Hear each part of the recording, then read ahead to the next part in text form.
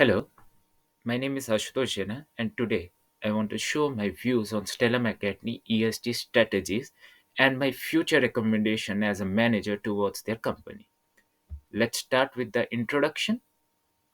So, Stella McCartney is a leading luxury fashion brand known for its commitment to the sustainability and the ethical practices. It was founded in 2001, and the brand has established a strong global presence and loyal customer base that values conscious consumptions, like the sustainability, like the products which are more into the sustainable. So, its headquarters is situated in the London, United Kingdom. So, let's come to the employee structure.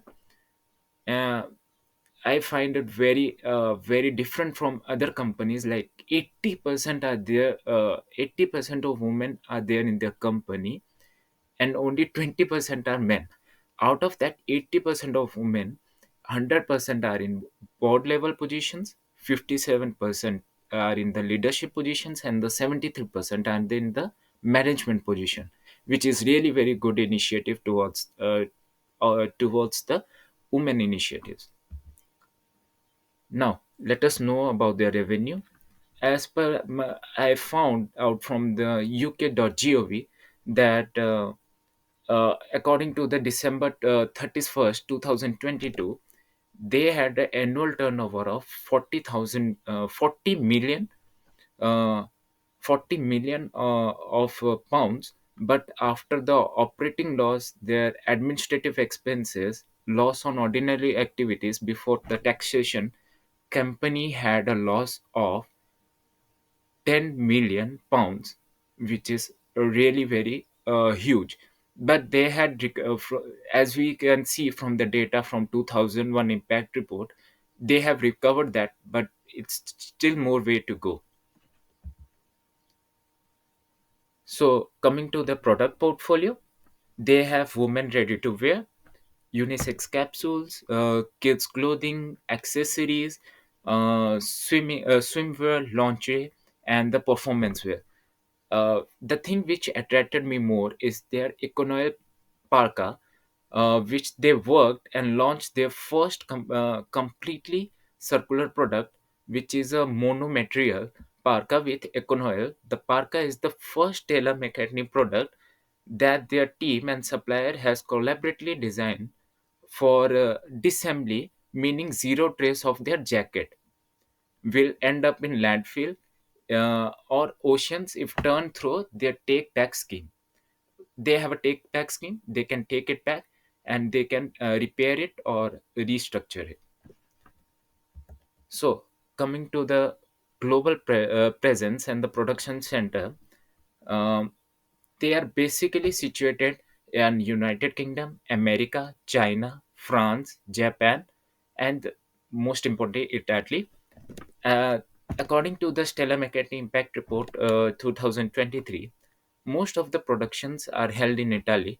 For the example, I will say that lab-made vegan silk and traditional silk are sourced from USA and China respectively, but there is no specific location for the production mentioned in their report, uh, which is Impact Report 2023.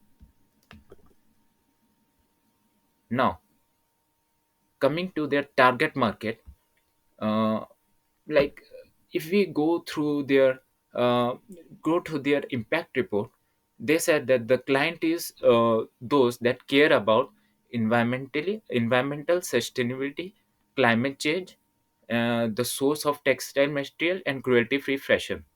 So the customers preferring to follow ecology and the social sustainability principles in their purchases is exactly what the Stella McCartney target group are. So I went through many of the research reports and all. So whenever covered to the Mintel report, I saw this the sustainable fashion behavior above the 16 age group, which I put it in the PPT as well as in my report. So, coming to the environmental sustainability, the first point of the ESG. So, looking after their carbon footprint reduction, they have. they have particularly mentioned that they will do the net zero emission target by 2040, aligned with the Paris Agreement's 1.5 degree Celsius pathway initiatives to lower greenhouse gas emission by 30% across 1, 2, 3 scope. Their 1, 2, 3 scope is 1 and 2 is scope within their periphery, within their management, and the scope 3 is like the outsourcing, the production which they are doing, the supply chain is the scope 3. So they will transition to 100% renewable energy source in retail stores and facility investment in energy efficient technologies such as LED lighting to minimize energy consumptions. So coming to the water management, their focus on responsible material sourcing and the use of innovative low alternatives, like 78% of the Stella McCartney total cotton use is organic, which requires significantly less water compared to the conventional cotton which we are using as a person. So incorporation, we can also say that incorporation of forest-friendly viscose, regenerative cellulose fiber with a lower water footprint, exploration of recycled polyester and bio-based materials for products like shoe soles. They are using this kind of materials. So coming to the circular economy, increased use of regeneratively sourced materials, including organic cotton and certified wool yarns, offering product repair service to extend the lifespan of the Stella McCartney items and promote circularity. As if the item goes a long run, so this becomes the circular economy. So let us come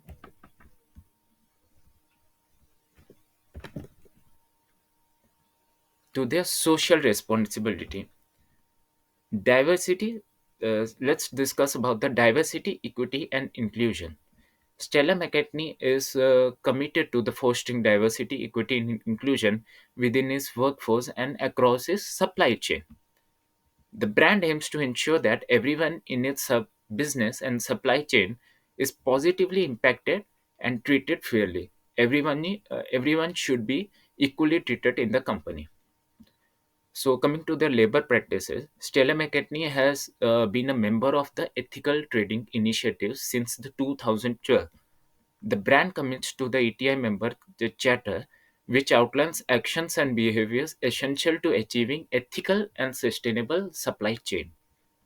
Stella McCartney adheres to international labor standards and works to ensure free, fair treatment of workers throughout the operations.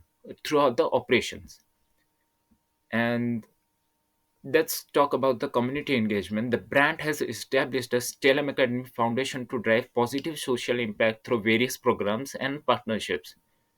It also collaborates with the local communities and organizations across its supply chain to address social challenges and support sustainability. Now, let's talk about their internal governance and the external governance. Coming to the internal governance, responsibility and oversight over the Stella McCartney's environmental and social initiative lie within the senior leadership team, including the Chief Executive Officer, Chief Sustainability Officer, and the Board of Directors. The Sustainability Department is responsible for monitoring environmental issues, undertaking emission reduction initiatives, and reporting on the company progress against its target. So, coming to the external governance, Stella McCartney actively participates in industry groups, consortiums, and committees such as Ethical Trading Initiatives and United Nations Framework Convention on the climate change. As I will talk about the transparency, I didn't find it more transparent because they didn't put the names of their board of directors, who is chief sustainability officer over there. So I find it the loophole within that. So coming to the recommendation, uh, they should be more committed to they should be more committed to the SDG 17 goals, which I found they can sustain that. First is like strengthen commitment to climate action, SDG 13. They are they are indirectly connected with that. Like their Stella McCartney has already set an ambitious target to achieve net zero emissions by 2040, which also aligns with the SDG 13 on climate action. The brand should continue to prioritize that initiatives that reduce greenhouse gas emission across its operation and value chain. So, coming to the conclusion, Stella McCartney comprehensive approach to sustainability and ethical practices positions the brand as a leader in luxury fashion industry with 70% of its total cotton use being organic and net zero emission target by 2040. With this, I conclude. Thank you, and together we all can make a change.